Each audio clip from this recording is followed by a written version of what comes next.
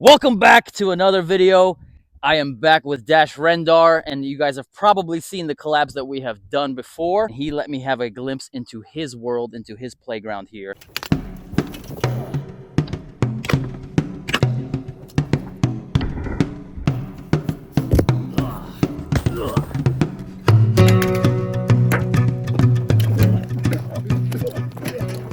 And now it's my turn to have him take a step into my world, into calisthenics. So Dash, tell us a little bit about your training experience. You're obviously a fit dude. We can all see the physique, the muscles. What have you done before? I mean, for me, it's like the passion is the war bow. So shooting heavy bows up to 165 pounds.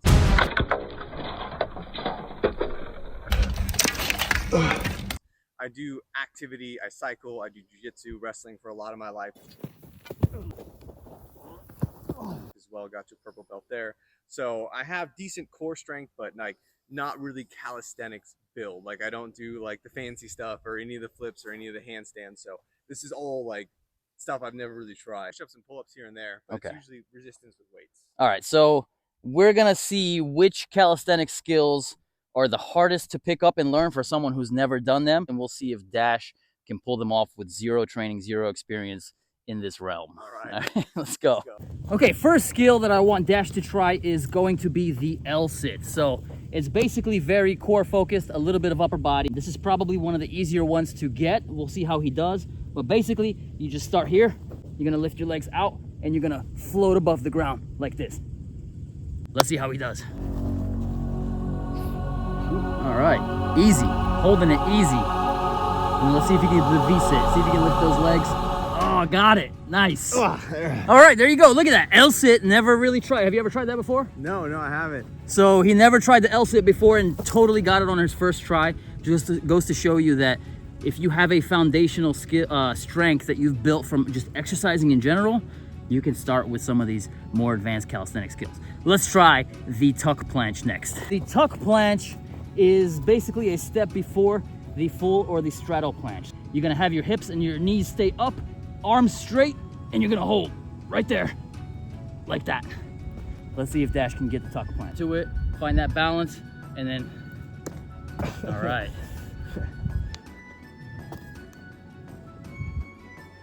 Nice. Yeah. Good try, good try. It's just hard to hold your body up, right? It's balance too, like it's like lifting off. It's kind of a hard thing because it's like you have to like slowly move into it and not jump into it. So it's like a weird motion to try to get into it that way. All right, so tuck planche, guys, a lot harder than it looks. I think with a little practice, he could definitely get it. It's developing those specific muscles for the movement. Just like with drawing a bow, you can be strong and not be able to draw a war bow. That's because you develop those muscles through repetition and through specific exercises, doing it over and over. Same thing goes for calisthenic skills. Let's see how he fares with the handstand push-up. You know, it's easier to do with parallettes, but essentially you just basically start kind of from here. You lift your body up, and then you press. And we'll see how Dash does. I'm gonna hold his legs a little bit, give him a little balance support, and see if he's got the shoulder and upper body strength to just push his own body weight up into a handstand push-up. All right. Oh, easy, easy.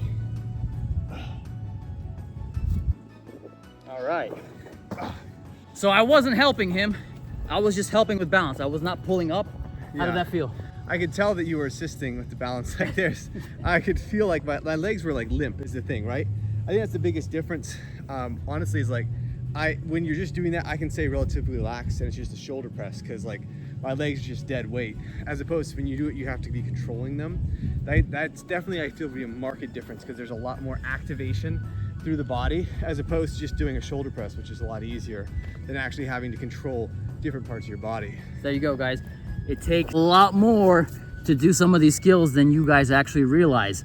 And it takes sometimes months and months of practice before you can even get one single solid rep. The handstand push-up is a perfect example of skill and strength. So he's got the strength, he just doesn't have the practice and the reps and the skill developed to do it because it does take some balance. And you're using all of your muscles right here, all the way through your core to balance your body while you're pressing. If you go back and see how I was doing it, I'm basically like finding that sweet spot all while engaging all of those muscles. Now this next push-up is perfectly named for Dash. It is the archer push-up.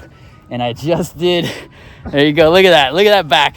I just did a tutorial for 3 advanced push-ups that anyone can learn if you're able to do 20 plus push-ups. So Dash, can you do 20 plus push-ups? Yeah, I think so. Easily, right? Obviously, I don't even have to ask, but he can easily do 20 plus push-ups. So he can, I know for a fact, be able to do these, the archer, the typewriter. I don't remember, I keep blanking on the last one. We'll do the archer and the typewriter and see how he fares on these 2. All right, the first one is the archer push-up. We call it the archer push-up just because you're doing this, and I guess it looks like you're an archer when you're shooting. That's where the name comes from. Perfect for the archer. So you want to get a little bit of a wider grip with your hands, wider stance. And then what you're gonna do is just gonna come down to one side, keeping those elbows back like this. Boom, 1, 2. Essentially, it's just a modified 1-arm push-up, and it looks pretty cool when you can do this. You can impress some people if that's something you're interested in, showing off your 1-arm pushing strength. Let's see how Dash does. Boom, easy. All right, he's got it. First try. Nice. Yeah, not too bad. But it's funny too, because I can really feel, so a lot of people ask about muscle imbalances for archery. I can really feel in this one here, my left side is super underdeveloped for this. There's a lot less stability because even though you use both sides of your body, there's the lion's share that's taken by the right side. And I can feel the difference as far as strength on the right side of my back versus the left side, and my shoulders especially as well. So there you go, guys. This is a perfect exercise for working on imbalances, because obviously if your left is weaker, you just get extra reps in on the left versus the right. So a question for archery. Yeah. Can you be like versed in both sides of shooting? Sure, but not like, there's not really a good history of ambidextrous war bow archers, because you can shoot both sides relatively easy. You can teach yourself to do that, but to build the muscle strength over time, to actually shoot a heavy duty bow 150, 60, 70 plus, that's like almost a lifetime commitment. And I've never heard of anyone do that. Even the guys like the great, like Joe Gibbs and other guys, they're right side dominant, you know, they shoot one way. You guys want to see some cool warball content, by the way, I'm going to link his channel below in the description. Check it out. We've actually done several collaborations. The best things on YouTube. Working, yes, the best thing you will ever see on the internet, because we literally test real medieval weapons on each other. And today we're filming a video for his channel as well, so it's gonna be sick. Don't miss it. Make sure you guys check it out and subscribe to his channel. All right, the last push-up I want Dash to try is going to be the typewriter. So it's like a modified archer. You're gonna be here and you stay low and you're just coming across. And it looks like you're a typewriter machine, right? Like you're just typing on a piece of paper. And this one's really good. It's like holding a plank, but it really works the shoulders and that shoulder mobility and strength when you do this one. So let's see how he does on the typewriters. Nice. Yeah, so you're just kind of going side to side. Yep. Okay. You feel it in your shoulders? A little bit, yeah. I feel like you can cheat it a little, like kind of sit into it, but to stay upright's a little bit harder, you know? Stability. Easier than the yeah, archer. it's easier. Yeah, easier. You know, easier than the archer for sure, because you're just kind of gliding, and I do feel like you can kind of like let your body cheat into it, but it's still good. I feel that as a good like accessory for those smaller muscles you don't really hit like a lot of exercises. Do you think there's any practicality for this into what you do, like doing these different shoulder mobilities and building? Yeah, no, for sure. I mean, that's one of the hardest things is like I do a lot of band work and things like that to try to hit different muscle groupings, because you need to build up a lot of those small accessory muscles, not the larger ones. And these I think are great for like building up, especially the archer and the typewriter. You know, standard push-ups I don't feel like do much, but that kind of lateral motion, especially since most of that strain comes in from your body not collapsing when you have the bow out, your shoulder wants to crunch. So having that extra stability with all those little accessory muscles, I think would be really helpful. Okay, so yeah, this stuff translates into many facets of life, guys. Into maybe cool stuff that you do like archery and medieval combat, and into just being strong so you can be fit and be able to move your body weight around, right? That's what calisthenics is all about, is being proficient with your own body weight. And that is it, guys. I had Dash test out some of the calisthenic stuff.